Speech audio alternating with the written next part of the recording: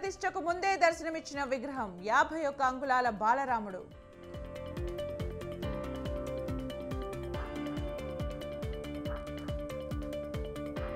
ప్రారంభోత్సవానికి సిద్ధమైన సామాజిక న్యాయ మహాశిల్పం. కాసేపట్లో అంబేద్కర్ విగ్రహాన్ని ప్రారంభించనున్న సీఎం.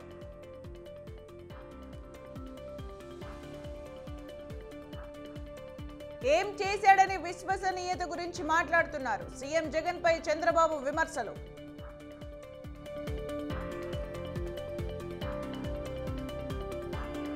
బేగంపేట లైఫ్ స్టైల్ భవనంలో అగ్ని ప్రమాదం. గ్యాస్ లీకేజ్ వల్లే ప్రమాదం జరిగిందని నిర్ధారణ.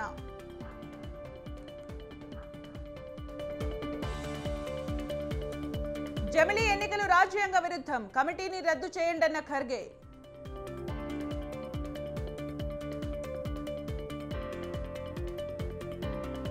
సెన్సెక్స్ 496, నిఫ్టీ 160 పాయింట్లు లాభాల్లో ముగిసిన స్టాక్ మార్కెట్లు.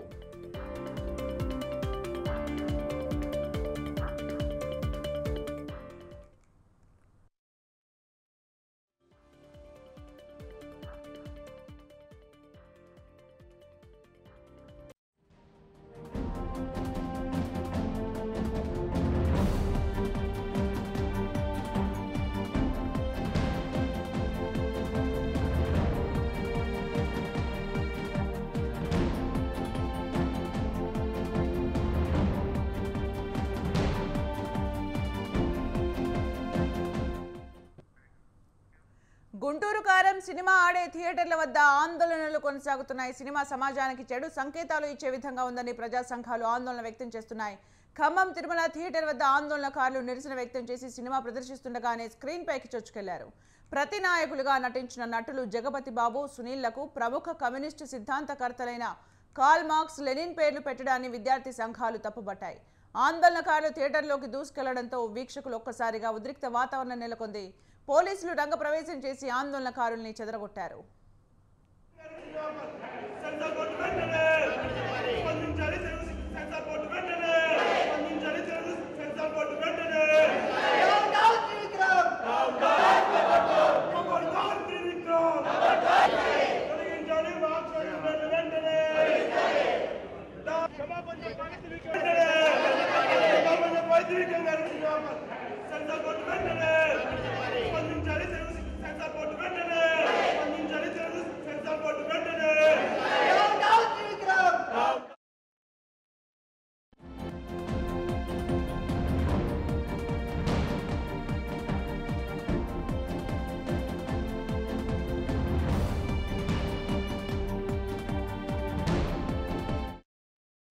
మరి కాసేపట్లో విజయవాడ ఇందిరాగాంధీ మున్సిపల్ స్టేడియంలో వైసీపీ సామాజిక సమతా సంకల్ప సభ ప్రారంభం కానుంది. సభలో సీఎం జగన్ పాల్గొనున్నారు. ఎన్నికల ఏడాది కావడంతో వైసీపీ శ్రేణులకు ఈ సభ ద్వారా ముఖ్యమంత్రి దిశానిర్దేశం చేసే అవకాశం ఉంది.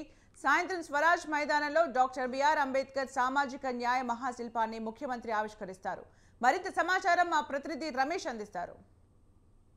విజయవాడ ఇందిరాగాంధీ స్టేడియంలో వైఎస్ఆర్ కాంగ్రెస్ పార్టీ సామాజిక సమతా సంకల్ప సభను ఏర్పాటు చేసింది. సీఎం జగన్మోహన్ రెడ్డి ఈ సామాజిక సమతా సంకల్ప సభలో పాల్గొనబోతూ ఉన్నారు. రాష్ట్రం నలుమూలల నుంచి కూడా దాదాపు 1,50,000 మంది ప్రజానికం ఈ సభకు హాజరవుతారని వైఎస్ఆర్ కాంగ్రెస్ పార్టీ వర్గాలు చెప్తూ ఉన్నాయి. ఇప్పటికే రాష్ట్రం నలుమూలల నుంచి కూడా పెద్ద ఎత్తున వైఎస్ఆర్ కాంగ్రెస్ పార్టీకి సంబంధించిన అభిమానులు, నేతలు, కార్యకర్తలు కూడా తరలి వస్తున్నటువంటి పరిస్థితి. ప్రస్తుతం మనం విజయవాడలోని ఇందిరాగాంధీ మున్సిపల్ స్టేడియం ముందు ఉన్నాము. ఈ సభకు పెద్ద ఎత్తున వైఎస్ఆర్ కాంగ్రెస్ పార్టీ నేతలు తరలి వస్తున్నటువంటి పరిస్థితి కూడా ఉంది. ఇక ఈ సామాజిక సమతా సంకల్ప సభ ద్వారా ఎన్నికల శంఖారావాన్ని సీఎం జగన్మోహన్ రెడ్డి పూరించబోతున్నట్టు తెలుస్తుంది. మరో 2-3 నెలల్లో రాష్ట్రంలో సార్వత్రిక ఎన్నికలు జరగనటువంటి నేపథ్యంలో ఎన్నికలకు సంబంధించి వైఎస్ఆర్ కాంగ్రెస్ పార్టీ ఇప్పటికే సిద్ధమవుతూ ఉంది. ఇక ఈ సభ ద్వారా పార్టీకి సంబంధించినటువంటి నేతలకు, కార్యకర్తలకు కూడా సీఎం జగన్మోహన్ రెడ్డి దిశానిర్దేశం చేసే అవకాశం ఉన్నట్లు వైఎస్ఆర్ కాంగ్రెస్ పార్టీ వర్గాలు చెప్తూ ఉన్నాయి. ప్రధానంగా ఈ 4.5 ఏళ్లకు పైగా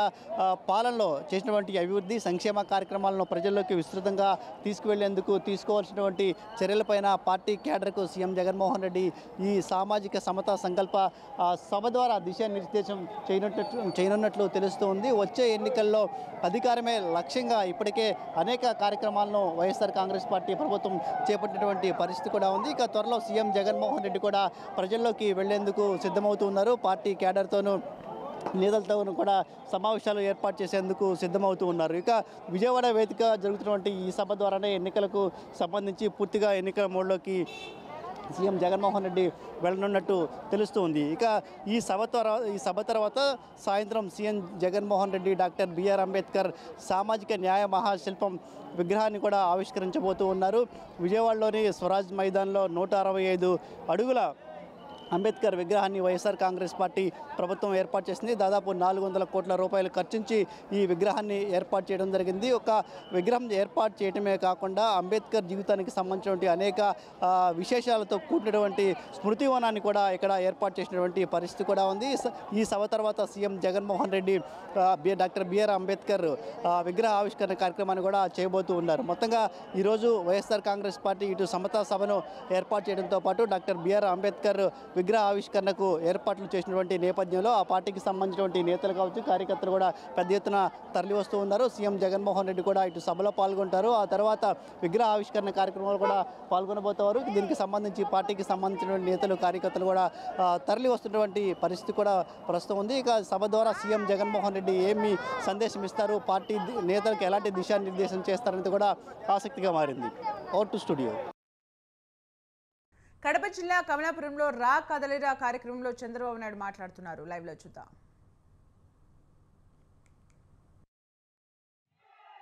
ఏం మీ నాన్న తరపున బంధువా, మీ తల్లి తరపున బంధువా, మీ దూరపు చుట్టమా?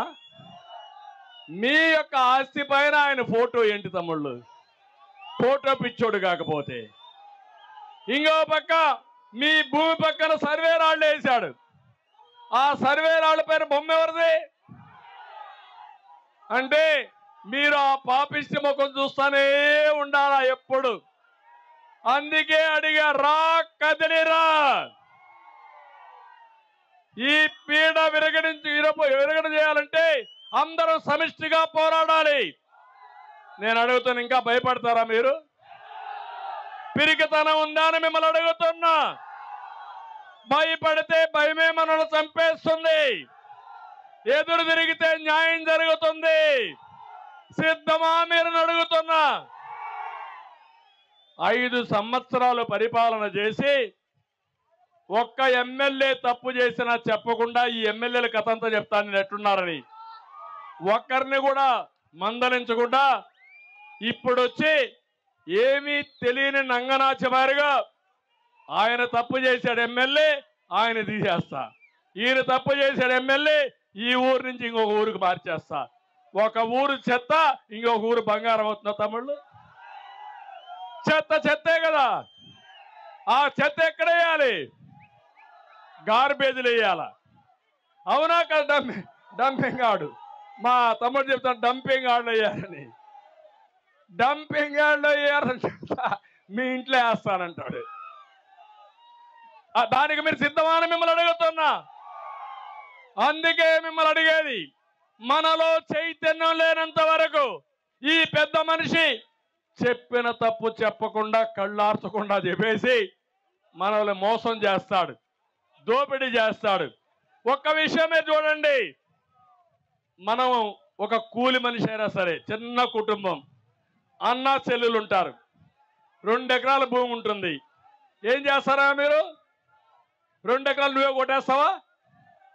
ఇద్దరు సరిసగం తీసుకుంటారా లేదా? అవసరమైతే ఆ 2 ఎకరాలు అమ్మి ఆ అమ్మాయికి పెళ్లి చేసి ఒక అయ్య చేతిలో పెడతారా లేదా మీరు? ఈయనేం చేశాడు? ఏం చేశాడు? చెల్లికి న్యాయం చేయలేని వాడు నీకు నాకు న్యాయం చేస్తాడా? ఏం అమ్మలారా అక్కలారా మీరే ఆలోచించండి, చేస్తారా మీకు న్యాయం? ఎక్కడికి పోతున్నా నాకు అర్థం కాలేదు. జగనన్న బాణం ఇప్పుడు రివర్స్ గేర్ లో వస్తా ఉంది.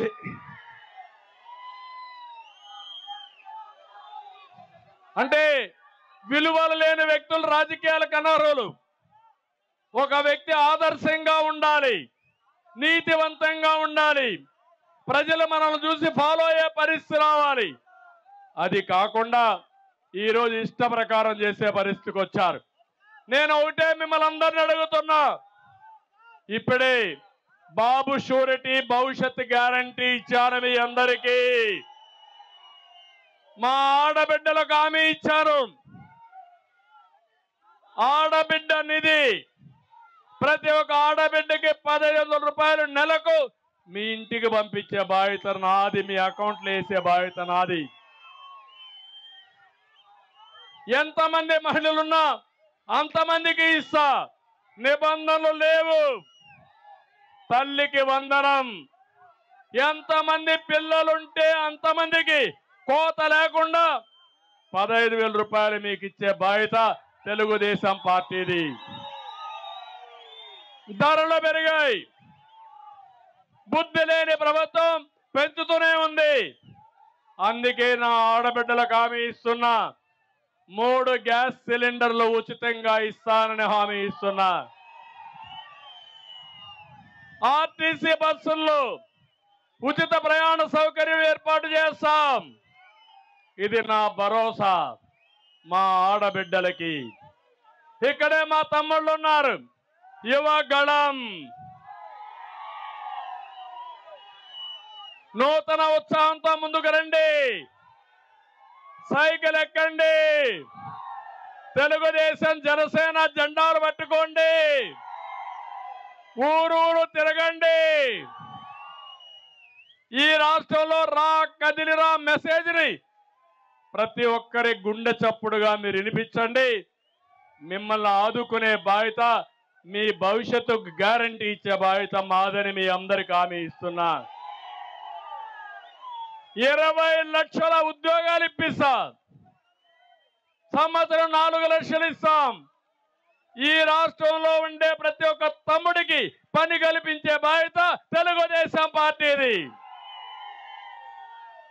ఇంకో పక్క 3,000 రూపాయలు నిరుద్యోగ భృతి ఇస్తామని చెప్పి కూడా మీ అందరికి హామీ ఇస్తున్నా. ఉద్యోగం వచ్చే వరకు వర్క్ ఫ్రమ్ హోమ్ తీసుకొస్తాం. మీ ఇంట్లో కూర్చొని నువ్వు నేరుగా అమెరికాలో ఉండే కంపెనీకి